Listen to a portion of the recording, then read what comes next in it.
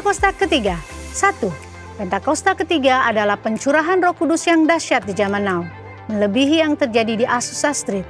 2. Pentakosta ketiga akan mengakibatkan penuaian jiwa yang terbesar dan yang terakhir sebelum Tuhan Yesus datang kembali. 3. Pentakosta ketiga akan mengakibatkan generasi Yeremia, yaitu anak-anak muda yang dipenuhi Roh Kudus, cinta mati-matian kepada Tuhan Yesus, tidak kompromi terhadap dosa, dan akan bergerak untuk memenangkan jiwa. 4. Pentakosta ketiga lahir di Indonesia dan bergerak ke bangsa-bangsa. Gerakan ini dari timur ke barat dan akan kembali ke Yerusalem. 5. Pentakosta ketiga akan memberikan kuasa untuk menyelesaikan amanat agung, dan setelah itu Tuhan Yesus datang kembali. Mazmur 91, dalam lindungan Allah, orang yang duduk dalam lindungan yang maha tinggi dan bermalam dalam naungan yang maha kuasa, akan berkata kepada Tuhan, tempat perlindunganku dan kubu pertahananku, Allahku yang kupercayai. Sungguh, dialah yang akan melepaskan engkau dari jerat penangkap burung, dari penyakit sampar yang busuk. Dengan kepaknya ia akan melindungi engkau, di bawah sayapnya engkau akan berlindung. Kesetiaannya ialah perisai dan pagar tembok. Engkau tidak usah takut terhadap kedahsyatan malam, terhadap panah yang terbang di waktu siang, terhadap penyakit sampar yang berjalan di dalam gelap, terhadap penyakit menular yang mengamuk di waktu petang. Walau 1000 orang rebah di sisimu dan 10.000 di sebelah kananmu, tetapi itu tidak akan menimpamu. Engkau hanya menontonnya dengan matamu sendiri dan melihat pembalasan terhadap orang-orang fasik. Sebab Tuhan ialah tempat perlindunganmu, yang maha tinggi telah kau buat tempat perteduhanmu. Malapetaka tidak akan menimpa kamu, dan tulah tidak akan mendekat kepada kemahmu. Sebab malaikat-malaikatnya akan diperintahkannya untuk menjaga engkau di segala jalanmu. Mereka akan menatang engkau di atas tangannya, supaya kakimu jangan terantuk kepada batu. Singa dan ular tedung akan kau langkahi. Engkau akan menjak anak singa dan ular naga. Sungguh, hatinya melekat kepadaku, maka aku akan meluputkannya. Aku akan membentenginya, sebab ia mengenal namaku. Bila ia berseru kepadaku, aku akan menjawab. Aku akan menyertai dia dalam kesesakan. Aku akan meluputkannya dan memuliakannya. Dengan panjang umur akan kukenyangkan dia, dan akan kuperlihatkan kepadanya keselamatan yang daripadaku. Amin.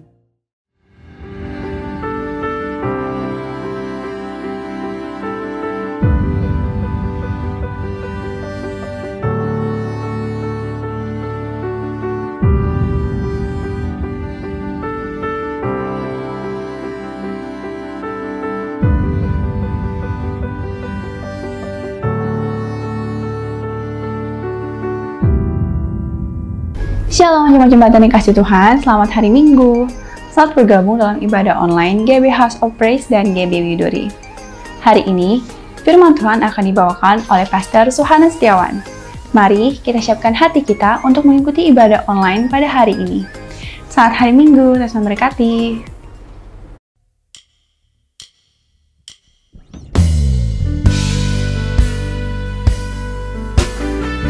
Kami mau bersyukur untuk segala kebaikan-Mu di hidup kami.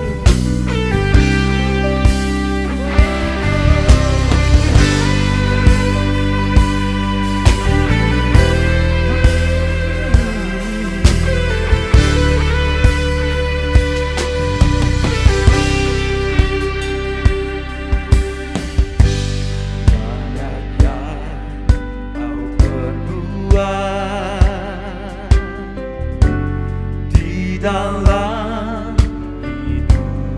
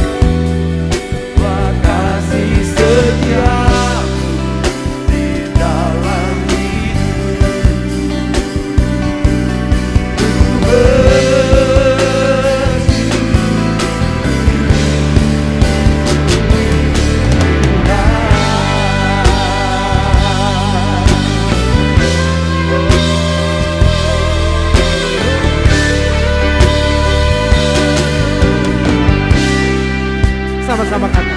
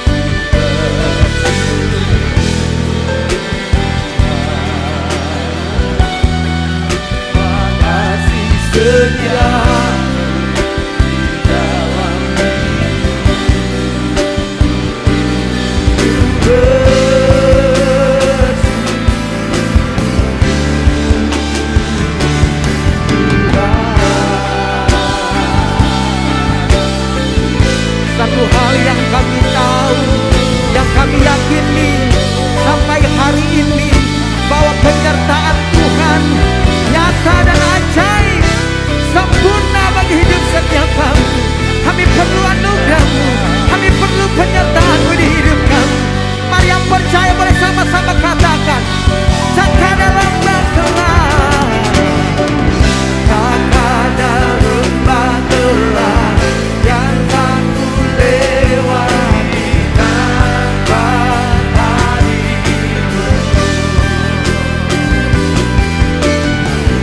Hatiku takkan tenang, sebab Ku tahu tangan-Mu yang menopang.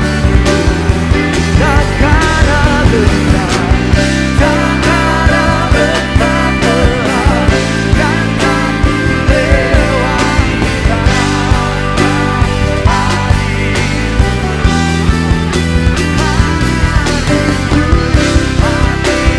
takkan tenang, sebab Ku tahu tangan-Mu yang menopang.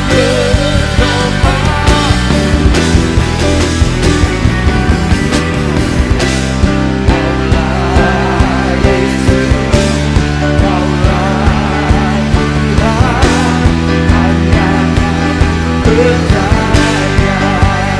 Kaulah Yesus, Kaulah Yesus, Kaulah Tuhan, harapan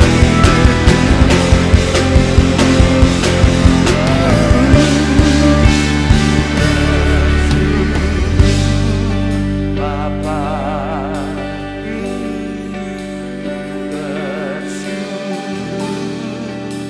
Tuhan, buat kasih setiamu di dalam hidupku, bersyukur dalam segala keadaan kami.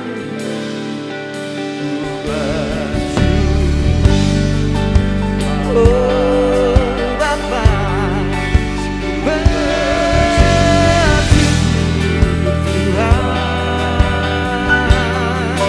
buat kasih setiamu di dalam hidupku, bersyukur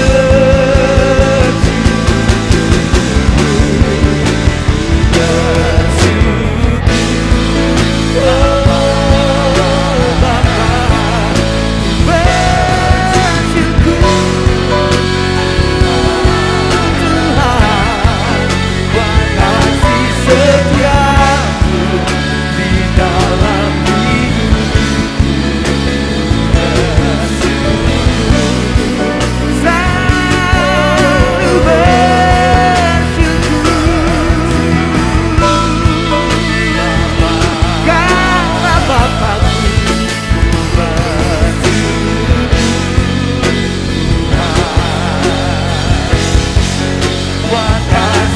setiamu di dalam hidupku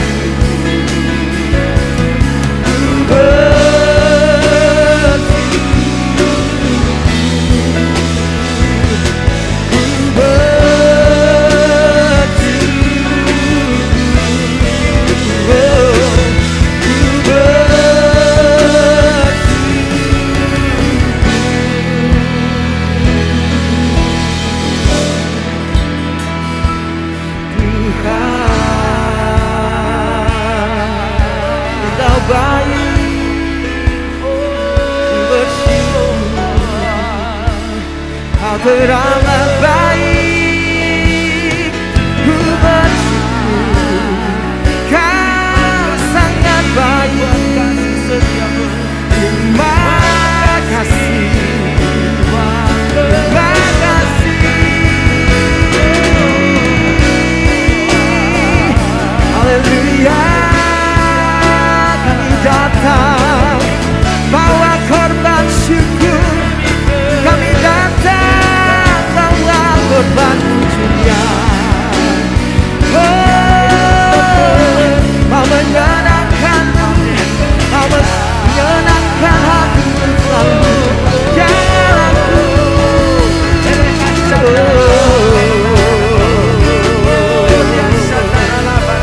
haleluya.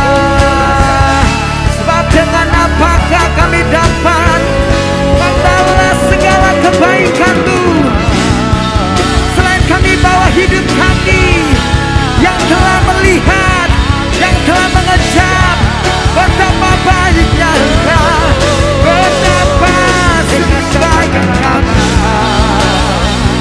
Haleluya, haleluya. Oh, mulut kami penuh dengan pujian. Haleluya, haleluya. Pengakuanku hanyalah bagi-Mu, hanyalah haleluya.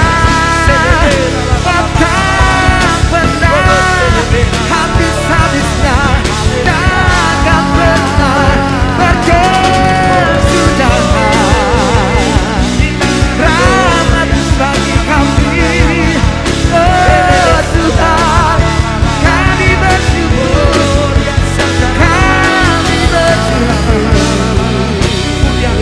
Allah yang menyertai kami, Allah yang menopang, Allah yang membuatkan kami, Allah yang menuntun dari manakah datangnya pertolongan kami. Dapatkan hanya di dalam-Mu, hanya di dalam-Mu.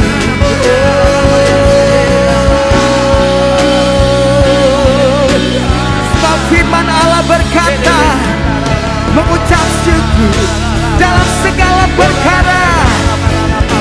Sebab itulah kehendak Tuhan, kehendak Bapa bagi setiap kita, anak-anaknya, bagi setiap kita, anak-anaknya.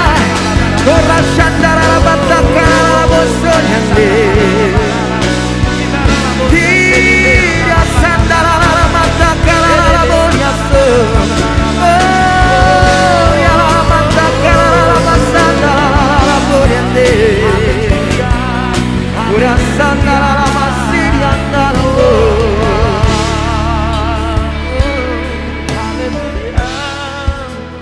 Makasih Tuhan, makasih, terima kasih Tuhan. Ada kuasa di dalam pujian, Amen. ada kuasa di dalam ucapan syukur. Amen. Firman Tuhan berkata, ketika kita datang mengucap syukur kepada Tuhan. Dan itu adalah kehendak Bapa.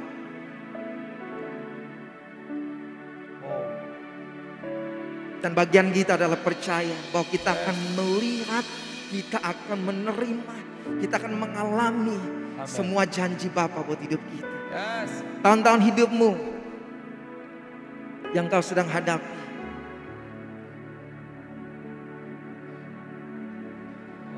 percaya bahwa Tuhan ada beserta dengan kita.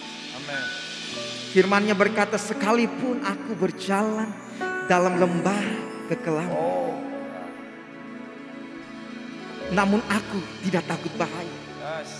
Demikian setiap kita mau memperkatakan janji Tuhan, firman Tuhan ini, bahwa apapun tantangan dan persoalan hidup yang kita sedang hadapi, namun kita punya Tuhan yang jauh lebih besar dari setiap persoalan dan tantangan. Dan percaya bahwa Allah turut bekerja di dalam segala perkara untuk selalu mendatangkan kebaikan demi kebaikan, kemurahan demi kemurahan, kebajikan demi kebajikan. Yang setuju, yang percaya, angkat dua tanganmu, katakan amin. Katakan amin. Katakan amin. Katakan amin. Ku percaya, ku percaya Tuhan. Ku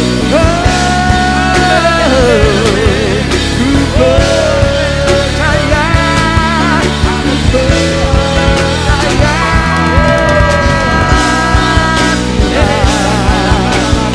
Katakan arabata sandalaram. Mari saya mengajak saudara, angkat tangan saudara, berdoa, berdoa.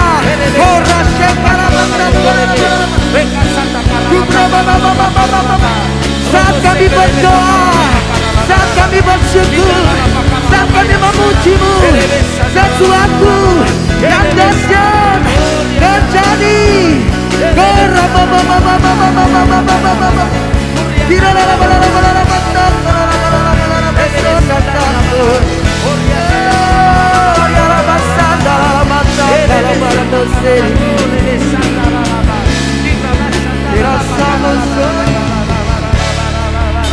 Tuhan baik, Tuhan sangat baik, Dia teramat baik. Tepuk tangan buat Allah kita, tepuk tangan sorak-sorak. Sebab firman Tuhan berkata, bertepuk tangan dan lalu-lalukan Tuhan dengan sorak-sorai. Katakan haleluya. Bisa aja lebih meriah buat Allah kita. Haleluya. Haleluya. Shalom GBI House of Praise, dan juga shalom bagi seluruh jemaat GBI Widuri. Bapak saudara yang mungkin pagi hari ini beribadah bersama dengan keluarga, boleh bangkit berdiri, tengok kiri kanan saudara. Mungkin ada ibu atau suami saudara, katakan, Pak, Bu, Tuhan baik. Amin. Tuhan baik. Yang setuju katakan amin. Amin. Boleh kasih tepuk tangan buat Tuhan Yesus. Haleluya. Yeah. Come on. Yeah. Dengan sukacita kami datang beribadah, bernyanyi, memuji-Mu. Yes. Come on. Yang terima kebaikan Tuhan, yuk sama-sama katakan. Memasuki gerbangnya Tuhan dengan hati bersyukur, ku bersorak memuji Tuhan. Dialah sukacitaku, sebab Dia baik, Dia sungguh baik. Kasih setianya selamanya, sebab Dia baik, Dia sungguh baik. Kasih setianya kekal selamanya. Say yes, say yes. Haleluya. Yuk sama-sama sekali lagi.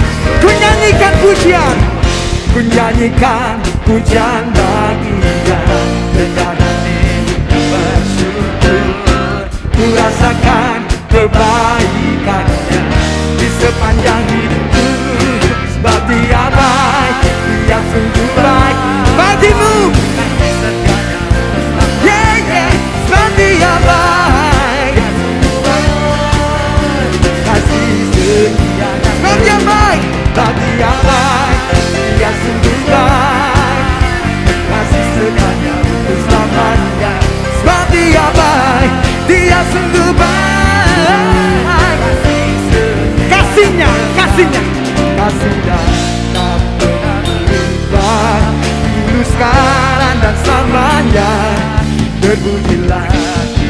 Tuhan, terpujilah. Panggil Yesus, Yesus, oh, terpujilah. Oh, terpujilah.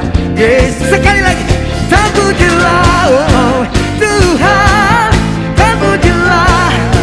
Yesus, angkat dua tangan kita sahabat. Bahwa Dia baik, come on, Dia sungguh baik. Katakan kiri kananmu, Kasih setianya untuk selamanya. ya, bahwa Dia baik, come on. Dia sungguh baik. Kasih setianya kekal. Oh, sebab Dia baik. Oh, baik. Kasih setianya untuk selamanya. Sebab Dia baik. Dia sungguh baik. Kasih setianya kekal. Kasih setianya kekal. Kasih setianya kekal selamanya. Yang percaya katakan amin. Yang percaya katakan yes. Yang percaya tepuk tangan. Sorak-sorak bagi Dia. Haleluya. Haleluya. Haleluya. Dan kebaikan-Mu tidak pernah berhenti bagi hidup setiap kami. Amin. Sampai hari ini Tuhan, yang kami lihat, yang kami alami, yang kami terima adalah semua janji Tuhan bagi kami yang mengasihi Engkau.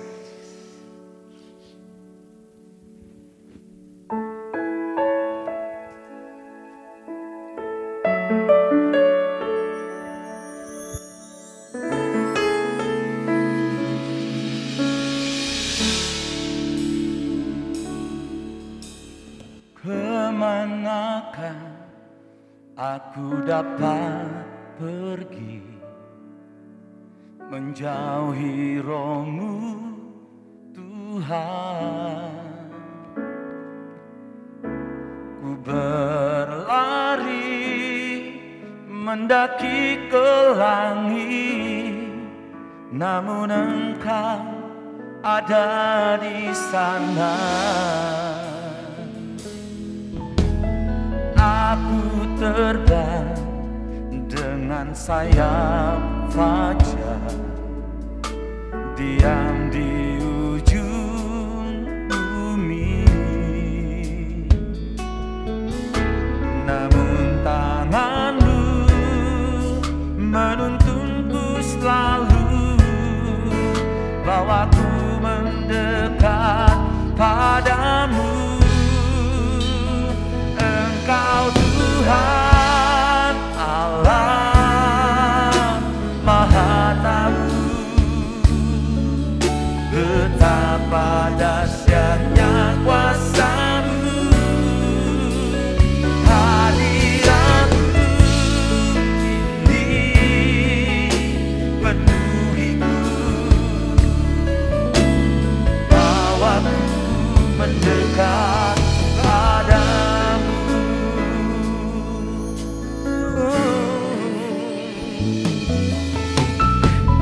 Kemanakah aku dapat pergi menjauhi Roh-Mu Tuhan?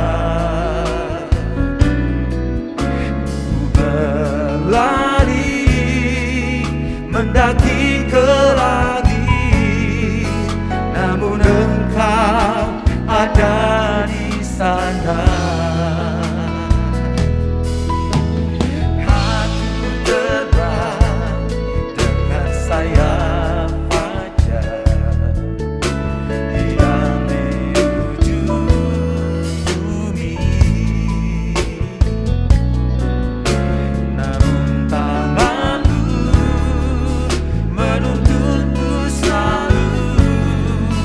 Bawaku mendekat padamu. Engkau Tuhan Allah Maha Tahu, betapa dahsyatnya kuasa-Mu. Hadirat-Mu penuhiku,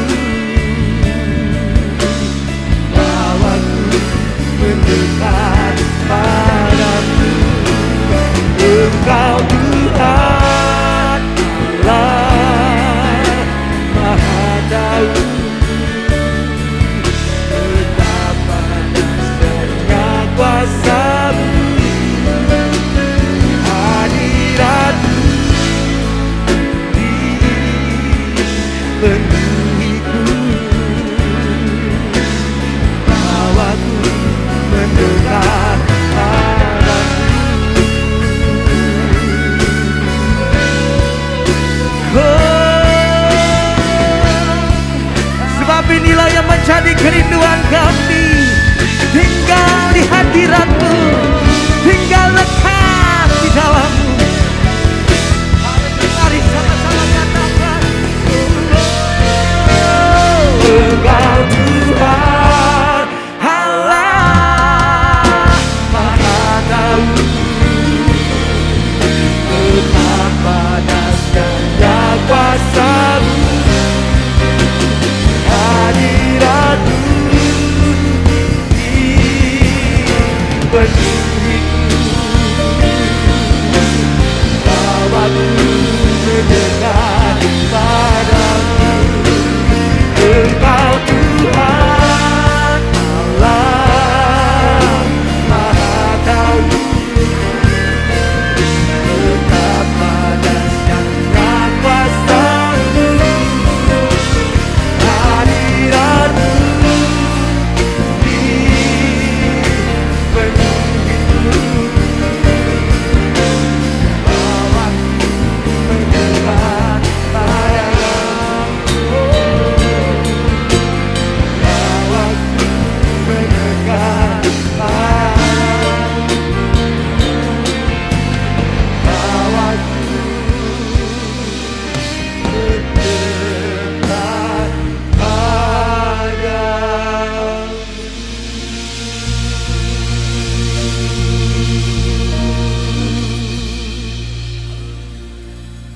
sebab ketenangan yang kami boleh dapatkan ketika kami ada di hadirat-Mu. Amin.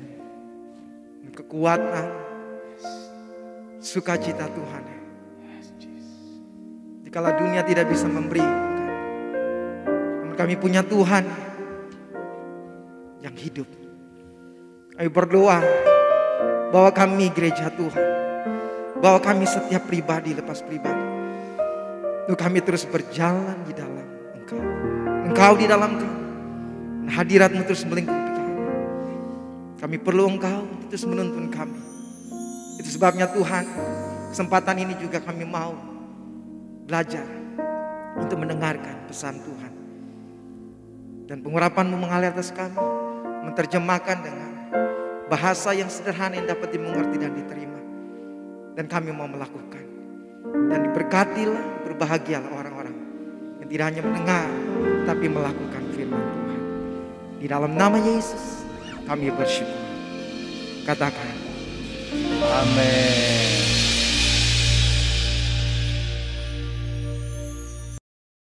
Yuk mari Bapak Ibu Saudara kita berdoa. Tuhan terima kasih kalau kami ada sampai saat ini semua karena kebaikan Tuhan. Kami diberi kesehatan, kami diberi kekuatan, kami bahkan diberkati oleh Tuhan. Terima kasih Tuhan, sebentar kami belajar kebenaran firman Tuhan. Engkau yang mengurapi setiap kami Tuhan, untuk bukan hanya kami menjadi pendengar saja, tapi kami boleh melakukan apa yang menjadi kehendak Tuhan dalam kehidupan kami. Di dalam nama Tuhan Yesus kami berucap syukur. Haleluya, amin. Shalom Bapak Ibu Saudara yang dikasihi dalam Tuhan. Jemaat GB House of Praise dan GB Widuri. Hari ini saya akan membawakan keluarga yang hidup dengan harmonis. Seperti yang kita ketahui, keluarga adalah unit yang terkecil dalam sebuah masyarakat. Terdiri dari kepala keluarga dan beberapa anggotanya yang tinggal di dalam satu rumah atau satu atap. Mereka saling berhubungan satu dengan yang lainnya dan saling berkegantungan antara suami, istri, dan anak-anak, bahkan nenek, kakek, dan seterusnya. Nah, Bapak Ibu Saudara yang dikasihi Tuhan, biasanya kata keluarga muncul bila dalam sekumpulan orang yang mempunyai hubungan darah, ya kan? Dalam kekristenan sangat penting untuk kita bisa membina hubungan keluarga dengan Allah. Oleh karena itu dikatakan bahwa keluarga yang bertumbuh di dalam Kristus adalah keluarga yang mempunyai makna lebih untuk mengenal siapa Tuhan kita, bahkan mengasihi dan mentaati Dia. Oleh karena itu sebagai anggota keluarga Allah, kita harus melakukan yang terbaik dalam hal kita membangun keluarga yang berkenan, keluarga yang harmonis kepada Allah. Sebelumnya sudah dijelaskan bahwa sebagai keluarga orang percaya, sebagai keluarga orang Kristen, kita harus membangun keluarga yang bertumbuh dan yang berkenan kepada Allah dalam setiap hari-harinya. Salah satu cara agar kita bisa bertumbuh dengan Allah adalah dengan kita membaca firman Tuhan, bahkan merenungkan isi daripada firman Tuhan tersebut. Bukan hanya menjadi pendengar, tapi kita juga menjadi pelaku-pelaku firman. Tiap orang selalu menginginkan keluarga yang harmonis, namun pada kenyataannya, pada realitasnya itu berbicara lain. Bahkan juga keluarga Kristen pun tidak dapat kita rasakan keluarga yang harmonis. Ada saja persoalan antara hubungan suami dan istri, di antara orang tua dan anak, dan di antara anak-anak sendiri. Mereka saling bertengkar, saling iri hati, hingga muncullah keluarga yang berantakan, bahkan keluarga yang amburadul. Saya percaya di GB House of Praise dan GB Duri adalah keluarga-keluarga yang diberkati oleh Tuhan. Bukan keluarga yang berantakan, bukan keluarga yang amburadul, tapi lewat ini semuanya menjadi keluarga yang sakinah, keluarga yang diberkati oleh Tuhan. Dan itu benar-benar bisa membuat kita rugi untuk kita menjadi bagian dalam keluarga tersebut. Dan pemicu keluarga itu tidak jadi harmonis adalah faktor perbedaan konsep cara berpikir, faktor ekonomi, faktor minimnya komunikasi, karena repot dengan aktivitas masing-masing, serta ada banyak faktor yang bisa mengakibatkan keluarga itu tidak serasi. Semestinya tiap keluarga orang percaya harus memiliki keluarga yang harmonis di dalam Tuhan. Lalu apa yang perlu dilakukan supaya kita dapat mempunyai keluarga yang harmonis? Alkitab yang kita yakin sebagai firman Tuhan ialah jawaban dari setiap pertanyaan yang kita sedang tanyakan pada pagi siang hari ini, yang terdapat di dalam Efesus 5 ayat 15 sampai ayat yang 21. Di ayat yang ke-15 dikatakan begini, Bapak Ibu Saudara, karena itu perhatikanlah dengan sesama bagaimana kamu hidup. Janganlah seperti orang bebal. Orang bebal adalah orang yang sudah dikasih tahu, orang yang sudah dibilangin, tapi dia masuk kiri keluar kanan. Dia tidak mau melakukan apa yang menjadi kehendak Tuhan. Tetapi jadilah seperti orang yang arif.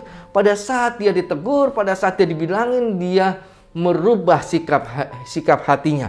Di ayat yang 16 dikatakan ini, dan pergunakan waktu yang ada, karena hari-hari ini adalah jahat. Sebab itu janganlah kamu bodoh, tetapi usahakanlah supaya kamu mengerti kehendak Tuhan. Dan janganlah kamu mabuk oleh anggur, karena anggur menimbulkan hawa nafsu, tetapi hendaklah kamu penuh dengan roh. Dan berkata-katalah seorang kepada yang lain di dalam mazmur, kidung puji-pujian, nyanyian rohani, dan bernyanyi bersoraklah bagi Tuhan dengan segenap hati.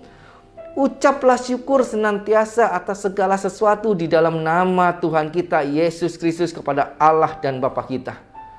Dan rendahkanlah dirimu seorang kepada yang lain di dalam takut akan Kristus. Ini yang akan memberikan pengetahuan untuk kita apa yang semestinya yang harus kita kerjakan supaya kita bisa mempunyai sebuah keluarga yang harmonis.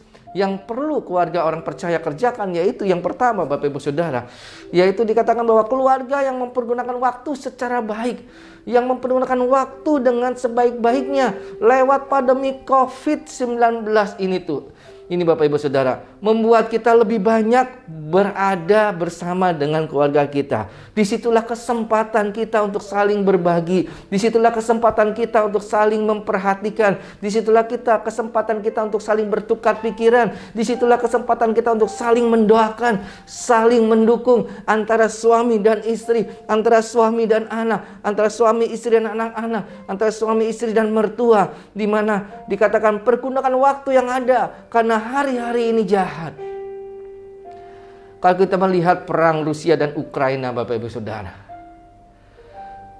kita bisa melihat banyak keluarga-keluarga yang hancur, banyak keluarga-keluarga yang berantakan, yang istri dan anak-anak yang meninggalkan Ukraina dan suaminya harus berperang dan nggak tahu kapan itu akan berakhir. Kita harus berdoa buat dunia ini, Bapak Ibu Saudara, supaya apa yang kita takutkan itu tidak pernah terjadi dalam kehidupan kita. Nah, oleh karena itu Bapak Ibu Saudara, ada kesempatan yang Tuhan beri lewat pandemi ini.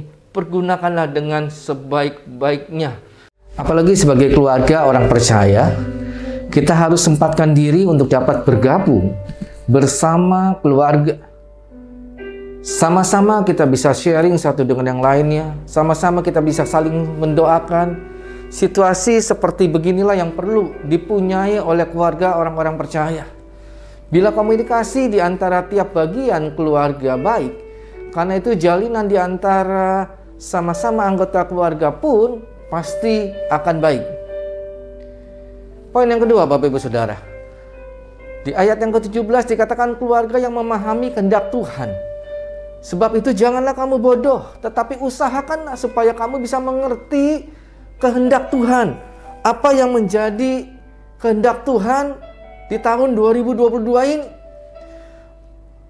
Dikatakan bahwa Alkitab benar-benar terang menjelaskan supaya kita ini tidak boleh jadi orang bodoh. Tetapi kita harus pahami yang mana yang jadi kehendak Tuhan, yang mana yang bukan menjadi kehendak Tuhan. Saat tiap bagian keluarga dapat memahami kehendak Tuhan dalam kehidupannya, karena itu saya yakin jika keluarga itu akan menjadi keluarga yang harmonis. Karena orang-orang yang memahami kehendak Tuhan, dia akan melakukan tindakan yang selalu berhati-hati, bukan melakukan segala hal menurut suka-sukanya sendiri. Dia akan mengetahui dan membandingkan yang mana yang menjadi fokus utama, yang mana yang harus dilaksanakan, dan yang mana yang tidak harus dilakukan atau dilaksanakan. Ingat Bapak Ibu Saudara, jika yang Tuhan kehendaki ialah beberapa hal yang baik, tetapi yang baik menurut Allah, bukan ukuran manusia. Seorang suami yang memahami kehendak Tuhan akan menyayangi istrinya dengan segenap hatinya, dan ia tidak akan melakukan yang namanya hal-hal yang tidak berkenan di hadapan Tuhan. Seorang istri yang memahami kehendak Tuhan, dia juga akan melakukan, menghargai suaminya dan tunduk kepada suaminya. Lalu apa yang harus kita lakukan supaya keluarga kita bisa menjadi harmonis? Ada dua hal yang berbicara mengenai tentang kasih. Kasih yang berpengorbanan. Kalau berbicara tentang kasih yang berpengorbanan, ketatan seorang istri dimulai dari tunduk kepada suaminya, sekalipun mungkin suaminya bukan orang benar. Tapi firman katakan, hai istri, tunduklah kepada suamimu. Kalau seorang suami mau supaya istri tunduk kepada dia, maka dia juga harus lakukan seperti jemaat tunduk kepada Kristus. Yaitu Kristus yang mengasihi, Kristus yang mau berkorban. Jadi dimulai dari suami yang mau mengasihi dan yang mau berkorban seperti Kristus. Sehingga dalam Yohanes 3 ayat 16 dikatakan begini, karena begitu besar kasih Allah akan dunia ini, sehingga ia telah mengaruniakan anaknya yang tunggal, supaya setiap orang yang percaya kepadanya tidak binasa, melainkan beroleh hidup yang kekal. Dimulai dari suami yang mengasihi istrinya dan juga berkorban buat istrinya, maka semua firman Tuhan itu pasti akan digenapi di dalam keluarga tersebut. Kita diajar sebagai suami dan istri bahwa mulai hari ini di mana mereka sudah diberkati dalam pemberkatan nikah yang kudus, suami akan berkata, mulai hari ini saya tidak lagi akan mendahulukan kepentingan saya, tetapi kepentingan istri saya yang lebih terdahulu. Pihak istri juga akan berkata demikian, mulai hari ini saya akan lebih mendahulukan kepentingan suami saya dibandingkan kepentingan saya. Waktu mereka mau sepakat dan mereka saling berkorban, saling mengalah, saling memperhatikan pasangannya, maka firman Tuhan yang sendiri yang akan menjamin keluarga itu pasti akan diberkati oleh Tuhan. Yang percaya katakan amin. Yang percaya katakan amin. Biarlah mulai hari ini kita punya kasih yang penuh dengan pengorbanan. Kita mau mengalah buat sesuatu hal yang baik. Dan hal yang kedua, selain kasih mau berkorban, kasih itu mau memelihara. Seandainya kita punya mobil Bapak Ibu Saudara, pasti mobil itu kita akan pelihara. Mobil itu kan kita akan ganti oli, cek airnya supaya tidak dia mandek. Mobil aja kalau dipelihara Bapak Ibu Saudara. Tentu apalagi hubungan suami istri. Kalau didasari dengan cinta, cinta itu juga harus dipelihara seperti kita memelihara mobil. Apa saja pengertian dalam hal memelihara? Memelihara artinya kita harus saling mengampuni satu dengan yang lainnya. Kadang kita sering berselisih paham, salah mengerti, sehingga perlu memiliki saling mengampuni. Kita mengerti, tahu memang istri atau suaminya yang memang dari sononya emang udah begitu. Jangan dibawa marah yang tak berkesudahan.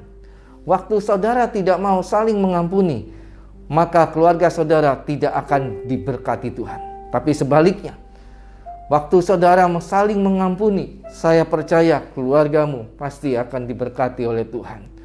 Mari buka pintu pengampunan, supaya setiap keluarga-keluarga yang ada di GBI House of Praise dan GBI Widuri, semuanya adalah keluarga-keluarga yang diberkati oleh Tuhan. Yang percaya katakan amin, yang mau katakan amin. Yang kedua, bangun komunikasi yang baik. Komunikasi yang baik. Orang yang telah menikah, walaupun dengan cukup lama, tidak boleh dikatakan, ya udah saya menikah udah seperti kayak teman sendiri. Dia membahasakan pasangan hidupnya itu sebagai teman. Menurut saya itu adalah salah besar. Suami istri itu bukan seorang teman. Suami istri itu ya suami istri yang diikat komitmen saat janji di hadapan Tuhan. Teman tidak ada janji akan sehidup semati, Bapak Ibu Saudara. Ya kan? Kalau teman, gua yang hidup lu yang mati ya terserah. Tapi kalau suami istri itu sehati, sepakat. Suami istri adalah pasangan yang diberkati oleh Tuhan dan yang melakukan kebenaran sesuai kebenaran firman Tuhan. Saudara yang dikasihi Tuhan, bangunlah komunikasimu dengan baik. Hargai satu dengan yang lainnya. Orang tua akan pahami kehendak Tuhan, akan mendidik anak-anaknya yang takut akan Tuhan. Dan anak-anak yang takut akan Tuhan, yang memahami kehendak Tuhan, mereka akan menghargai orang tua dan patuh kepada orang tua. Itu sebagai kehendak Tuhan. Bila semua bagian keluarga pahami kehendak Tuhan, karena itu saya percaya keserasian keluarga itu bisa kita rasakan.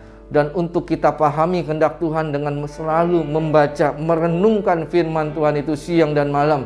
Karena isi hati Tuhan telah tercatat di dalam firman Tuhan.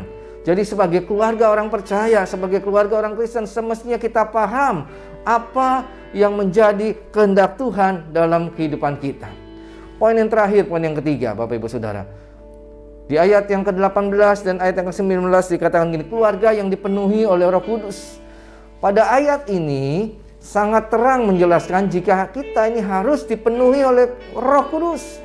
Karena bila tidak, karena itu kedagingan kita yang akan berkuasa. Keluarga orang percaya sebaiknya memiliki Roh Kudus. Karena itu yang bakal membimbing tiap bagian keluarga untuk tidak melakukan hal-hal yang tidak berkenan di hadapan Tuhan. Seperti suami istri yang melakukan perselingkuhan, suami yang suka mabuk-mabukan, suami yang suka ke tempat-tempat yang tidak baik, suami yang suka memukul istri, bahkan istri yang suka melawan suami. Kenapa hal itu dapat terjadi? Karena mereka lebih ingin memberikan kepuasan kedagingan mereka. Mereka lebih suka dengan hawa nafsu mereka. Tapi bila tiap anggota keluarga memiliki Roh Kudus, karena itu Roh Kudus yang bakal mengingati supaya tidak kita melakukan hal-hal yang tidak berkenan di hadapan Tuhan. Dan Roh Kudus yang bakal membimbing kita untuk kita bisa memilih memberikan untuk kita tidak memilih untuk memberikan kepuasan kepada kedagingan kita. Kita mengetahui Bapak Ibu Saudara, jika beberapa hal yang tidak bagus terjadi di antara suami dan istri, karena itu kemungkinan keluarga itu akan menjadi keluarga yang amburadul, keluarga yang tanda kutip keluarga yang berantakan. Oleh karena itu undanglah Roh Kudus ada di dalam kehidupan suami dan istrimu, bahkan kepada anak-anakmu. Beberapa ciri keluarga yang dipenuhi dengan Roh Kudus, mereka adalah keluarga-keluarga yang bisa mengucap syukur atas kebaikan Tuhan. Bukan yang menggerutu, bukan yang berkata, di manakah Tuhan? Kenapa seolah-olah aku ditinggalkan oleh Tuhan? Tapi mereka yang berkata, sekalipun dalam rumah tanggaku berantakan, tapi aku percaya dengan semuanya ini yang terjadi, aku percaya, aku mengucap syukur buat semua kebaikan Tuhan dan yang terbaik yang Tuhan berikan dalam kehidupanku. Ciri keluarga yang dipenuhi dengan Roh Kudus adalah keluarga itu dapat bisa memberi pujian dan penyembahan kepada Tuhan yang terbaik dalam kehidupannya. Ciri keluarga yang dipenuhi dengan Roh Kudus adalah hidup di dalam kerendahan hati. memandang yang lain lebih bernilai. Keluarga yang dipenuhi dengan Roh Kudus akan melakukan 3 hal tersebut di atas. Dan jika hal tersebut dilaksanakan, itu karena keserasian bisa dipunyai oleh tiap-tiap keluarga orang percaya. Pertanyaannya sekarang, maukah kita memiliki keluarga yang harmonis? Saya percaya Bapak Ibu Saudara, ini adalah merupakan kemauan tiap kita, tiap anak-anak Tuhan yang ada di GBI House of Praise dan GBI Widuri. Karena keharmonisan itu bakal membuat keluarga kita menjadi keluarga yang berbahagia. Bila itu yang kita harapkan, karena itu lakukanlah beberapa hal yang di atas, yaitu pakailah waktu secara baik, pahami kehendak Tuhan, dan undanglah Roh Kudus penuhi tiap bagian dalam keluarga kita. Karena itu keharmonisan keluarga bisa kita alami. Yang percaya katakan amin. Yang mau katakan amin. Oleh karena itu saya berdoa dari tempat ini, oralabaya sikarabaya sanda, kiralabaya sikaralabaya sanda. Aku berdoa ya Tuhan, buat setiap keluarga-keluarga yang ada di GBI House of Praise dan GBI Widuri Tuhan. Biar Tuhan pulihkan Tuhan. Oralabaya sikaralabaya sanda. Mungkin yang sudah mengalami keretakan bahkan kehancuran. Kami percaya bagi Tuhan tidak ada yang mustahil. Tuhan Allah yang sanggup untuk memulihkannya, menjadikan semuanya baik adanya. Terima kasih Tuhan. Berkati Tuhan, dari gembala, wakil gembala, seluruh koordinator yang ada, para pengerjamu, pendoamu, guru-guru sekolah minggu, ketua-ketua kul, bahkan jemaat-jemaatmu yang ada GBI House of Praise, GBI Widuri Tuhan. Tuhan memberkati dalam kehidupan mereka, dalam rumah tangga, pekerjaan, usaha mereka. Apapun yang mereka lakukan, Tuhan buat berhasil dan beruntung. Dia namamu saja yang tinggal dimuliakan. Yang sakit Tuhan, hamba berdoa Tuhan, oleh kuasa bilut-bilut Yesus, Engkau Allah yang sanggup untuk menyembuhkannya. Engkau Allah yang sanggup untuk menyembuhkannya. Yang sedang mengalami jalan buntu, Tuhan bukakan jalan Tuhan. Oh ralabaya sikalabaya labaya sandara labaya, yang sedang menghadapi gagal usaha, Tuhan pulihkan usaha mereka. Yang belum mendapat pekerjaan, Tuhan berikan pekerjaan. Bagi mereka yang berulang tahun di bulan Maret ini Tuhan, Tuhan berikan umur panjang, kesehatan yang baru daripadamu Tuhan. Tuhan pulihkan keadaan rumah tangga mereka Bapa. Dengan bertambahnya umur mereka makin dipakai Tuhan. Mereka makin cinta Tuhan. Terima kasih ya Bapa, terima kasih. Kami serahkan semuanya ini ke dalam tangan Tuhan. Kami serahkan seluruhnya hanya di dalam nama Tuhan Yesus kami berdoa ucap syukur. Haleluya. Amin. Mari Bapak Ibu Saudara kita siapkan hati kita untuk kita bisa mengambil perjamuan kudus. Oralabaya shikarabaya shanda. Kiralabaya shikaralabaya shandara labalabala shikaralabala shandara labaya shikaralabala. Ampuni segala dosa kesalahan kami Tuhan, baik itu sengaja maupun tidak, biar kami boleh layak mengambil perjamuan kudus-Mu Tuhan. Karena kami percaya Tuhan, lewat perjamuan kudus-Mu Bapa, yang sakit Tuhan sembuhkan, yang sedang mengalami pergumulan Tuhan berikan jalan keluar, yang sedang mengalami jalan buntu Tuhan berikan terobosan-terobosan yang baru. Terima kasih ya Bapa, terima kasih ya Tuhan Yesus. Oh ralabaya shikalabaya labashandalaba. Sekarang Bapak Ibu Saudara yang dikasihi dalam Tuhan, mari kita angkat roti di tangan kanan kita tinggi-tinggi. Sebab apa yang telah kuteruskan kepadamu telah aku terima dari Tuhan Yesus, yaitu bahwa Tuhan Yesus pada waktu ia diserahkan, ia mengambil roti, dan sesudah itu ia mengucap syukur atasnya, lalu dia memecah-mecahkannya, dan dia berkata, inilah tubuhku yang diserahkan bagi kamu, perbuatlah ini menjadi peringatan akan daku. Saudara-saudara yang dikasihi Tuhan, bukankah roti yang kita pecah-pecahkan ini adalah persekutuan kita dengan tubuh Kristus? Mari kita makan bersama-sama di dalam nama Tuhan Yesus.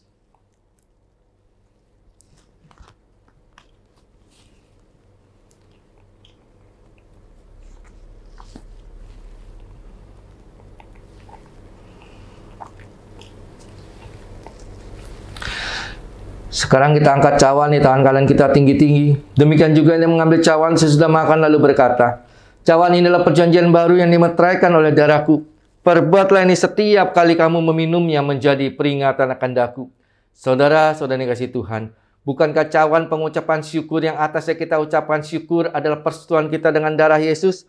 Mari kita minum bersama-sama di dalam nama Tuhan Yesus. Oralabaya shikarabaya shanda.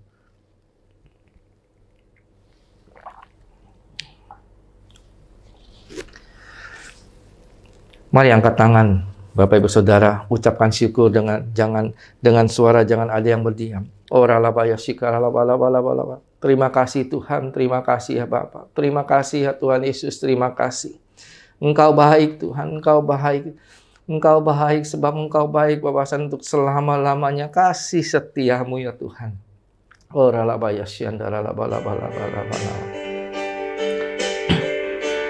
Terima kasih Yesusku, terima kasih Yesusku. Puji syukur hanya bagi Tuhanku. Terima kasih Yesusku, terima kasih Yesusku. Puji syukur hanya bagi Tuhanku. Terima kasih Yesusku, terima kasih Yesusku. Puji syukur hanya bagi Tuhanku. Terima kasih Yesusku, terima kasih Yesusku. Puji syukur hanya bagi Tuhanku. Puji syukur hanya bagi Tuhanku. Puji syukur bagi Tuhanku. Ralabaya syandara labalaba. Oh ralabaya syikara labalaba. Syandara labalaba. Terima kasih Tuhan, terima kasih ya Bapak. Oh ralabaya syandara labalaba. Engkau baik ya Tuhan. Syandara labalaba. Oh, yang sakit Tuhan sembuhkan. Oh, ralabaya shikara labalaba. Oh, ralabaya syandara labalaba. Shikara labalaba. Jesus, Jesus, ralabala. Oh, ralabala. Shikara labalaba. Oh, ralabaya syandara ralabaya. Terima kasih Tuhan, terima kasih Bapak. Oh, ralabaya syandara. Oh, ralabala. Terima kasih Tuhan. Syandara. Syandara. Oh, ralabala. Syandara.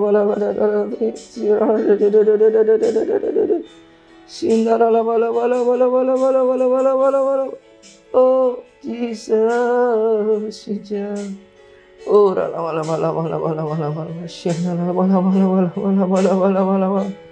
terima kasih Tuhan. Oh, ralabaya syandara labalaba. Timbala. Oh, ralabala. Syandara ralabaya labalaba. Terima kasih Tuhan buat kesehatan yang Tuhan telah beri. Terima kasih Tuhan buat berkat Tuhan yang telah beri buat anak-anak-Mu Tuhan. Terima kasih Tuhan. Terima kasih buat pemulihan yang Tuhan telah beri. Terima kasih Tuhan. Terima kasih Bapa. Oh, ralabaya syandara labalaba. Terima kasih Tuhan. Thanks Lord. Syandara labalaba. Terima kasih labalaba. Oh, ralabaya syandara labalaba. Syandara labalaba. Oh, ralabaya syandara labalaba. Kasih. Oh, ralabaya syandara labalaba. Mari Bapak Ibu Saudara angkat kedua tangan kita untuk kita menerima berkat. Kiralabaya shikalabaya sanda. Kuralabaya shikalabaya sandi. Diberkatilah keluar masuk. Diberkatilah engkau di kota. Diberkatilah bakul nasimu. Diberkatilah buah tanganmu. Apapun yang kau lakukan berhasil untuk kemuliaan bagi nama Tuhan Yesus. Kasih karunia Allah yang berlimpah-limpah, berkat dan masalah sukacita, kesehatan, kesembuhan, kelepasan dari Allah Bapa di dalam Anak yang tunggal, Tuhan Yesus Kristus yang bersama manis Roh Kudus menyertai saudara-saudari sekalian dari saat ini sampai Maranatha. Mari kita percaya dan sudah berkati, sama-sama kita katakan amin.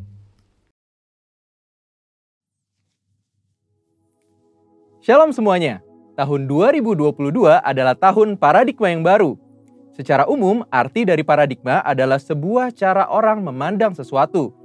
Paradigma yang dimiliki seseorang mempunyai peranan penting untuk menentukan bagaimana ia bersikap kepada kejadian yang dialami dan meresponi hal-hal yang terjadi dalam hidupnya. Saat kita mendengar mengenai paradigma yang baru, tentu kita berpikir, jika ada paradigma yang baru, pasti ada paradigma yang lama. Mari kita bandingkan keduanya. Perbedaan pertama adalah paradigma lama adalah hasil kejatuhan manusia di dalam dosa. Sedangkan paradigma baru ada proses manusia menerima karya salib Kristus di kayu salib. Perbedaan kedua, paradigma lama berasal dari dunia. Sedangkan paradigma baru berasal dari Bapa di sorga. Perbedaan yang ketiga, manusia yang memakai paradigma lama berpandangan semua untuk diri sendiri. Sedangkan orang percaya yang memakai paradigma yang baru mempunyai fokus untuk menyenangkan Tuhan. Perbedaan yang keempat, tujuan dari manusia yang memakai paradigma lama hanya semata-mata ingin dihormati dunia. Di sisi lain, orang percaya yang memakai pandangan yang baru mempunyai tujuan untuk membawa penghormatan hanya kepada Tuhan. Perbedaan yang terakhir, manusia yang memakai paradigma lama melakukan hal-hal baik hanya supaya tidak masuk neraka dan takut tidak diberkati. Di sisi lain, orang yang percaya yang memakai paradigma baru mempunyai motivasi untuk berbuat baik karena mereka sudah diselamatkan oleh Tuhan dan melakukannya dengan sukacita karena mereka mengasihi Tuhan. Jadi, setelah kita mengetahui perbandingan antara paradigma lama dengan paradigma baru di dalam Tuhan, tentu kita ingin hidup di dalam paradigma baru. Pertanyaannya, bagaimana kita bisa hidup dalam paradigma yang baru di dalam Tuhan? Yuk kita lihat contoh dari seorang bernama Zakheus. Zakheus adalah seorang pemungut cukai yang hidup di kota Yeriko, di mana pada zaman itu pemungut cukai dipandang hina karena dianggap melakukan pemerasan. Namun suatu kali, saat mendengar Yesus datang ke kotanya, dia memanjat sebuah pohon supaya bisa melihat Yesus. Perjumpaan dengan Yesus terjadi saat itu. Setelah bertemu dengan Tuhan Yesus, paradigmanya berubah. Tukang peras ini seketika menjadi murah hati. Saat itu juga dia berkata bahwa setengah harta miliknya akan diberikan kepada orang miskin. Dan jika ada yang pernah diperasnya, akan dikembalikan 4 kali lipat. Perubahan paradigma hanya bisa terjadi saat kita berjumpa secara pribadi dengan Tuhan Yesus. Kita tidak mampu dengan kekuatan kita sendiri. Bagaimana kita bisa mengalami perjumpaan dengan Dia? Pertama, tentu kita harus mengalami kelahiran baru. Apa itu kelahiran baru? Waktu kita mengakui dosa-dosa kita, menerima karya Tuhan Yesus yang mati di atas kayu salib untuk setiap kita, kemudian mengundang Tuhan Yesus untuk masuk ke dalam hati kita sebagai Tuhan dan Juru Selamat kita pribadi, dikatakan bahwa kita mengalami satu proses kelahiran baru yang supranatural. Firman Tuhan katakan bahwa orang-orang yang percaya dan menerima Tuhan Yesus diberikan kuasa untuk menjadi anak-anak Allah. Di samping itu, Tuhan Yesus mengatakan sebelum Dia naik ke sorga bahwa kita tidak ditinggalkannya sendiri. Dia menjanjikan seorang penolong, yaitu Roh Kudus. Roh Kudus yang dicurahkan pada hari Pentakosta 2000 tahun yang lalu, kini ada bersama dengan kita. Bahkan sesuai dengan yang disampaikan oleh Gembala Pembina kita Pak Niko, bahwa kita sedang dalam masa Pentakosta yang ketiga, di mana Roh Kudus sedang dicurahkan dengan dahsyat yang akan membangkitkan generasi Yeremia yang mencintai Tuhan Yesus dan menghasilkan penuaian jiwa yang terbesar dan yang terakhir. Roh Kuduslah yang akan memberikan kuasa kepada setiap kita untuk mengalami perubahan paradigma.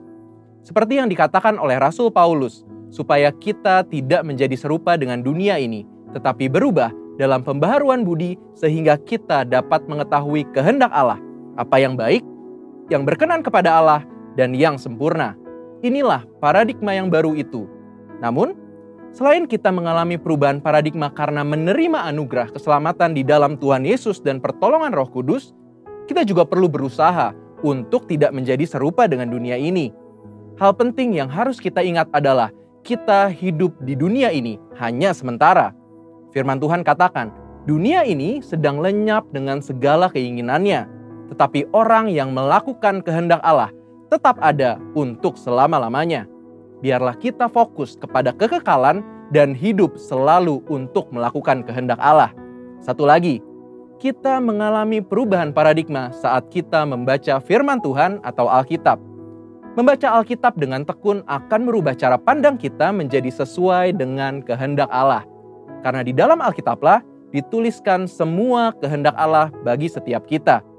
Nah, karena kita sudah lahir baru, sudah menerima Roh Kudus dan kuasanya yang dahsyat di masa Pentakosta ketiga ini, yang perlu kita lakukan supaya memiliki paradigma yang baru ialah, yang pertama, hidup tidak serupa dengan dunia ini. Yang kedua, tekun membaca dan mempelajari Alkitab. Dan yang ketiga, ikuti tuntunan Roh Kudus setiap hari. Mari kita hidup dalam paradigma yang baru dengan sukacita karena Tuhan Yesus sungguh mengasihi setiap kita.